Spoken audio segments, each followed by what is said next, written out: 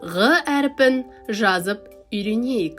Мұқият тыңда. Олар бас әріп және кіші әріптен тұрады. Г әрпінің бас әрпі. Үлкен жолдың ортасынан сәл төмен қаламыңды қой.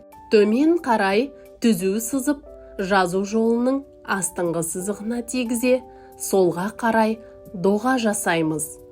Алғашқы түзудің сол жағын ала, оңнан солға қарай доға жасап, үлкен жол ортасында оңға қарай түзу тартып, қалпақ кигіземіз.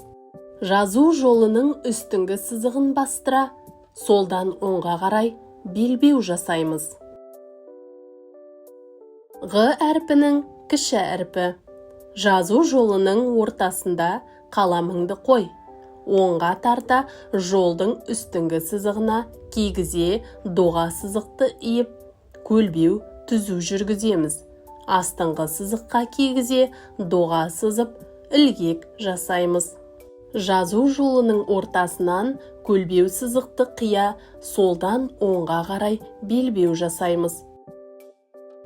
Дәптеріңді ашып, менімен бірге Г әрпін жаз.